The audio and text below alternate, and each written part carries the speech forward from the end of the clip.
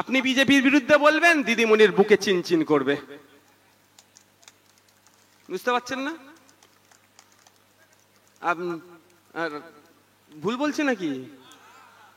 আপনি বিজেপির বিরুদ্ধে বলবেন, তৃণমূলের নেতাগুলো দেখবেন খুব বুকে ব্যথা করছে। কারণ আমাদের রাজ্যে টিপু সুলতানের বংশধরের জায়গা আছে টালিগঞ্জে, কবরস্থানের উপরে ফ্ল্যাট বানিয়ে দিয়েছে।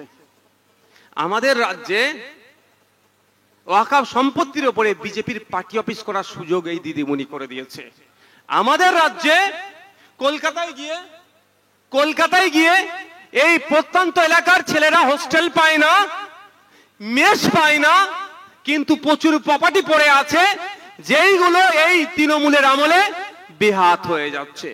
চিন্তিত তো আমি আপনাদের বলে যাই, এখানে আমরা মাঠে ময়দানে লড়াই করব, একদম শামীমদার সাথে আমি সহমত। আমি বারবার বলি, আজকেও বলছি, আইনি লড়াই কোর্টে চলবে। শুধু আইনি লড়াই কোর্টে চললে ওই দিকে তাকিয়ে থাকলে হবে না, ওই দিকে আমাদের আইনের বিশেষজ্ঞরা তাকিয়ে থাকবে। মাঠে ময়দানে আমাদের মাঠে ময়দানে লড়াই লড়ে যেতে হবে এবং বিজেপিকে বাধ্য করতে হবে এই আইনকে প্রত্যাহার করানোর জন্য। তবে হ্যাঁ, ওই আইনকে প্রত্যাহার করানোর সাথে সাথে আমাদেরকেও লক্ষ্য রাখতে হবে, কলকাতায় যে প্রাইম প্রপার্টি গুলো আছে, যেখানে এক কাঠা জায়গার দাম 5 কোটি টাকা 7 কোটি টাকা, তৃণমূলের যে সমস্ত এমপিরা এমএলএরা মন্ত্রীরা দখল করে রেখেছে, আইনের মাধ্যমে তাদের গলায় আগুন লুকিয়ে ওই জায়গা আমরা বার করব। এই জন্য তো ভয় পাচ্ছে, এই জন্যই তো ভয় পাচ্ছে। এতদিন পরে জেগেছে, দুধেল গায়রা জেগেছে। যদি জেগে যাই তাহলে বলবে, আর সত্যি তো জেগে কি দেখছে, একই সকাল রাতের চেয়েও অন্ধকার।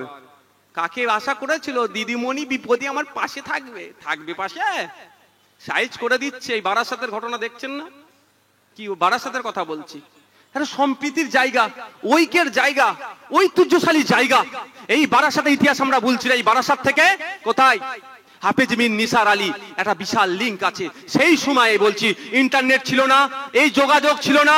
তিনি তার ঐক্যবদ্ধ প্রচেষ্টাতে ৮৩,০০০ হিন্দু মুসলমান নির্বিশেষে কৃষককে এক জায়গায় করে ব্রিটিশ সেই সময় যারা তোলাবাজ ছিল তাদের বিরুদ্ধে লড়াই করেছিল। এই বারাসাত থেকে এই বাদুড়িয়ার এই ইতিহাস, অনেক ইতিহাস আছে। সেই বারাসাতের মাটিতে সাম্প্রদায়িক বীজ বপন করছে, আর তৃণমূলের নেতারা, তৃণমূলের সুপ্রিমো চুপচাপ দেখছে। বুঝতে পারছেন? আপনি কি ভাবছেন আপনার হয়ে যাবে, আপনার পাশে থাকবে? কে কি বলে দিল, কে রাজা আমরা প্রজা নই যে দিল্লিতে গিয়ে আন্দোলন করো, তার কথাই দিল্লি যেতে হবে?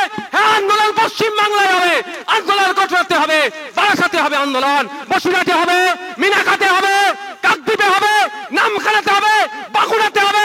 পশ্চিম বাংলার অলিতে গলিতে এই ওয়াকফ আইনের বিরুদ্ধে আন্দোলন হবে এবং দিল্লির রাজপথেও আন্দোলন হবে, দিল্লির সুপ্রিম কোর্টেও আন্দোলন হবে। উনি বলে দেবে, আমরা শুনে নেবো নাকি? ও আপনারা শুনতে পারেন, আমি পারি না, ওসব পাত্তা দিই না। কি করবে? মামলা দেবে। এর থেকে বেশি কি করতে পারে? আমার কি করবে?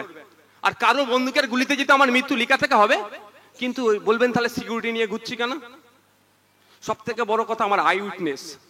কালকে আমার নামে আবার কেউ ধরে বলবে, কোনো একটা মেয়ে বলবে তখন আমার হাত ধরে টানাটানি করছিল। বিশ্বাস নেই, জানেন তো সবই। তো আমার একটা সরকারি অন্তত কর্মচারী বলতে পারবে নওশাদ সিদ্দিকী কারো হাত ধরে টেনেছে কি টানেনি, অন্তত এটা দিতে পারবে। এটা সব থেকে বড় জিনিসের জন্য আমি রেখেছি ভাই। কারো জেল জরিমানা দিয়ে আমি ভয় পাই না। কিন্তু আপনাদের ভাবতে হবে, কেন আমাদের এই রাজ্যে আন্দোলন করতে বারণ করছে? বাংলা তো আন্দোলনের একটা উর্বর ভূমি। এই মুহূর্তে বড় বিজেপি জ্যোতিবাবুর ভাষায় এই বড় দলেরা উত্তরপ্রদেশে আন্দোলন করলে ডিস্টার্ব করছে, আসামে আন্দোলন করলে ডিস্টার্ব করছে, মহারাষ্ট্রে আন্দোলন করলে ডিস্টার্ব করছে। বাংলায় বিজেপির বিরুদ্ধে আন্দোলন হবে। আমি তো মনে করি মমতা ব্যানার্জি নেতৃত্ব দিক। আমি তো বলছি মমতা ব্যানার্জি নেতৃত্ব দিক, মমতা ব্যানার্জি নেতৃত্ব হোক আন্দোলন, কোনো সমস্যা নেই।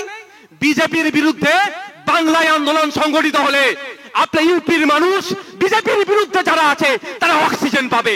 বাংলায় বিজেপির বিরুদ্ধে বিশাল আন্দোলন সংগঠিত হলে আসামের বিরুদ্ধে যারা বিজেপির বিরুদ্ধে আছে, যারা সংবিধান প্রেমী মানুষ, তারা অক্সিজেন পাবে। বাংলায় আন্দোলন সংগঠিত হলে মহারাষ্ট্রের মানুষ অক্সিজেন পাবে, বাংলায় আন্দোলন সংগঠিত হলে হরিয়ানার মানুষ অক্সিজেন পাবে, বাংলায় আন্দোলন সংগঠিত হলে দিল্লির মানুষ অক্সিজেন পাবে, বাংলায় আন্দোলন সংগঠিত হলে মধ্যপ্রদেশের মানুষ অক্সিজেন পাবে। সেইটাই তো মমতা ব্যানার্জি চাইছে না ভাই।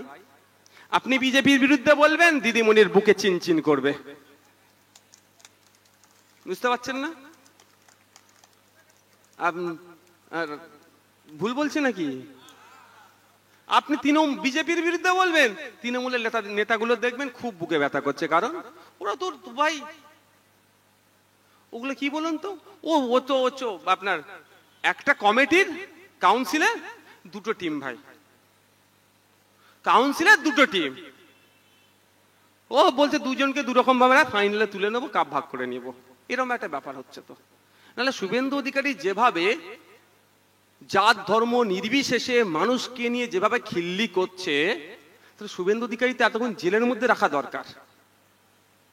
এই দিলীপ ঘোষ সকাল সন্ধ্যা যেভাবে উগ্রতা ছড়াচ্ছে, এই সুকান্ত মজুমদার ডাইরেক্ট বাড়িতে অস্ত্র রাখার নিদান দিচ্ছে, এদেরকে তখন জেলের মধ্যে রাখা দরকার। রাখেনি কেন? ওদেরকে যদি জেলের মধ্যে রাখে, তাহলে পাড়ায় পাড়ায় হিন্দু মুসলমান লড়াইটা তা কে লাগাবে? আর পাড়ায় পাড়ায় হিন্দু মুসলমান লড়াই না করলে হিন্দু মুসলমান নির্বিশেষে প্রশ্ন করবে, আমার ছেলেটি প্রাইমারি স্কুলে যাচ্ছে, মিড ডে মিল যেটা খাচ্ছে সেটা তো দুর্নীতি হচ্ছে, কিন্তু টিচার নাই কেন?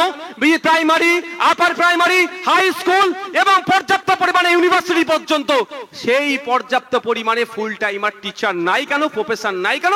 এই প্রশ্ন করবে। তাহলে এই প্রশ্ন না করতে পারে আমার সরস্বতী মা, আমার ফতেমা মা, সেই জন্য এই শুভেন্দুদের মতো প্রোডাক্টকে ছেড়ে দিয়েছে। হিন্দু মুসলমানের মধ্যে তোমরা গুতোগুতি লাগিয়ে দাও। উনি ওয়াকফ নিয়ে গুতোগুতি করলে ওনার নাকি বড় শত্রু হয়ে যাবে। আর এই সম্প্রীতির বাংলা, এই নজরুলের বাংলা, রবি ঠাকুরের বাংলাতে যারা সাম্প্রদায়িক হানাহানি করার চেষ্টা করছে, তাদের বিরুদ্ধে একবারও তো বলতে পারলেন না তিনি যে আমার থেকে বড় কেউ শত্রু হবে না। শুনেছেন নাকি তার মুখে? ভাবতে হবে আপনাদের। দরকার আমাদের এখানকার মানুষকে আওয়াজ তোলা, যে উত্তর 24 পরগনার মানুষ উত্তর 24 পরগনা থেকেই যাতে ট্রিটমেন্ট পায় তার ব্যবস্থা করা। কেন উত্তর 24 পরগনার মানুষ কলকাতা পিজি হসপিটালে, কলকাতার আর্জি করে গিয়ে ট্রিটমেন্ট করবে, কেন জেলায় ওই কলকাতার পিজির মতো হসপিটাল হলো না? এই আওয়াজটা তোলা দরকার। তার পরিবর্তে কে কত বড় হিন্দু, কে কত বড় মুসলমান, তার রেসারেসিতে আমাদেরকে মাতিয়ে রেখেছে। আর শুভেন্দু বাবুরা এতে তার গ্যাস মানে আগুনটা লাগাচ্ছে। এটা মাথায় রাখবেন আপনাদের। এই ওয়াকফটা নিয়ে হিন্দু মুসলমানের লড়াই নয়, এটা হিন্দু মুসলমানের লড়াই লাগিয়ে দেওয়ার চেষ্টা হচ্ছে। এটা সংবিধানকে বাঁচানোর লড়াই। যেই সংবিধানে ইকুয়ালিটির কথা বলেছে, যেই সংবিধান ধর্ম, বর্ণ, জাত, লিঙ্গ দেখে পৃথকভাবে কারোর সাথে আচরণ করার না করার বার্তা দিয়েছে, তাকে ভায়োলেট করা হচ্ছে। সেকে বাঁচানোর জন্য সংবিধানের 14, 15, 25, 26, 29 এই ধরনের ধারাগুলোকে সরাসরি ভাবে আঘাত দিচ্ছে এই সংশোধনীর মাধ্যমে।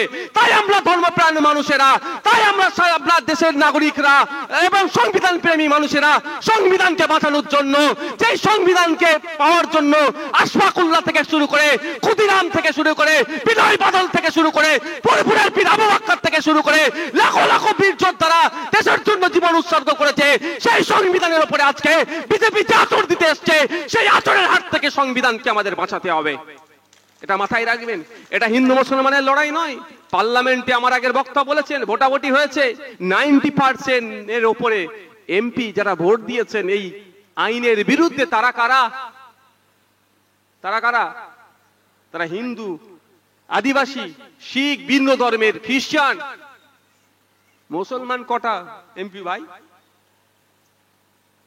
যারা সুপ্রিম কোর্টে মামলা লড়ছে 95% অ্যাডভোকেট দেখুন অমুসলিম। এটা মাথায় রাখবেন। এটা ধর্মীয় লড়াই নয়। ধর্মীয় লড়াই লাগিয়ে দেওয়ার চেষ্টা হচ্ছে আপনারই অসাবধানে। কিছু শুভেন্দু অধিকারীর এজেন্ট ছাড়া আছে, কিছু দিলীপ ঘোষের এজেন্ট ছাড়া আছে, তারা তাদের ফাঁদে পড়ে যাচ্ছেন। আচ্ছা আপনি বলুন, ওয়াকফ আন্দোলন করতে গেলে নারে তাকবীর আল্লাহু আকবার দিতে হবে কেন ভাই? ওয়াকফ আন্দোলন করতে গেলে অনেক তাকবীর আল্লাহু আকবার দিতে হবে কেন? শুক্রবারে তো বেশি নামাজে যান, বাকি তো সময় বলতে পারবো না, সেই বিতর্কে যাবো না এখন। তো শুক্রবারে নামাজ পড়তে যান, নামাজের মধ্যে যে কটা তাকবীর দেন তার বাইরে একটাও তাকবীর দেন আপনারা? বলুন আপনারা দেন? নামাজের মধ্যে যে কটা তাকবীর আছে তার বাইরে একটাও দেন না, আর ওয়াকাফের জন্য নারের তাকবীর আল্লাহু আকবার। আপনি যদি নারের তাকবীর আল্লাহু আকবার দিয়ে ওয়াকাফের আন্দোলন করেন, আমার পাশে সোমনাথ বাবুকে পাবেন তো? আপনার পাশে সোমনাথ বাবু আপনার পাশে দাঁড়াবে না বিশ্বজিৎ আপনার পাশে দাঁড়াবে? এটা বিজেপি চাইছে ওয়াকাফটা মুসলমান তাদের ধর্মীয় আন্দোলন ভাবে করুক, আর আমরা বুঝতে পারছি না, আমরা ওই যে আমাদেরকে বলছে তার কথা হই হই করছি।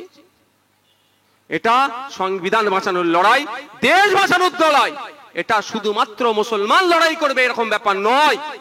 ঠিক যেমন কৃষকরা তাদের আন্দোলন এমন ভাবে চালিয়েছিল, আন্দোলনের নেতৃত্ব ভাগে আব্দুল হান্নান সাহেব, আব্দুল হান্নান মোল্লা, রাকেশ টিকায়েত স্যার থেকে শুরু করে বিভিন্ন ধর্মের বর্ণের মানুষের মিলনে, কৃষকদের মিলনে বিজেপি সরকারকে হাঁটু গেড়ে বসতে বাধ্য করেছে। ঠিক একই ভাবে আমাদেরকে আন্দোলন সংগঠিত করতে হবে। তাই আমি আপনাদের কাছে একটা অনুরোধ করব, 2026 সাল নির্বাচন আসছে। হ্যাঁ, আমি সংযুক্ত মোর্চার বিধায়ক প্রথম দিনে বলেছি, আজকেও বলছি, 2026 আমার যখন লাস্ট সময় হবে, মানে কি আমার পিরিয়ড শেষ হবে, তখন অবধি আমি বলবো। কারণ অনেকে অনেক কথা বলেছিলেন, উইকেট পড়ে যাবে, হ্যান করে যাবে, ত্যান করে যাবে, আর আমিও বলেছিলাম আমি টেস্ট খেলতে নেমেছি, বুঝিয়ে দেবো 5 দিন কিভাবে পার করতে হয়। তো সুতরাং তখন আমরা যদি এই লড়াই যদি ঐক্যবদ্ধ হয়, অবিজেপি অতৃণমূল শক্তিদেরকে ঐক্যবদ্ধ করে আমরা চেষ্টা করছি, বামপন্থী কংগ্রেস আরো যে সমস্ত রাজনৈতিক দলগুলো আছে, আমাদের বিভিন্নভাবে আলোচনা চলছে, বিজেপি এবং তৃণমূলের বিরুদ্ধে লড়াই করব। তবে তারপরও আমি একটা কথা বলছি, আপনারা শপথ করে নেন, আপনারা আজকে প্রতিজ্ঞাবদ্ধ হন। আজ এই চরম বিপদের সামনে আপনাদেরকে মমতা ব্যানার্জির সরকার, তৃণমূল সরকার দিল্লিতে গিয়ে আন্দোলন করার নিধান দিচ্ছে। 2026 সালে কিন্তু আপনাদের এই হাতটা কিন্তু, আঙুলটা কিন্তু ইভিএম মেশিনের, বড় ফুল তো হাত দেওয়ার প্রশ্নই আসছে না, জোড়া ফুলের দিকেও যাবে না। এটা প্রতিজ্ঞাবদ্ধ করুন, আপনাদের বলছি। আইএসএফ কে বা অন্য কাউকে দেবেন আপনাদের ব্যাপার, আমার দিকে দিতে হবে সেও আমি জোর দেখাবো না। শুধু অনুরোধ আপনাদেরকে করব, যোগ্য জবাবটা ভোটের মাধ্যমে দেবেন। আর যদি না দিতে পারেন, এই রকম দুরবস্থা হবে, আপনার ভোট নেবে, আপনি বিপদে পড়লে আপনাকে আরো দূরে ঠেলে দেবে।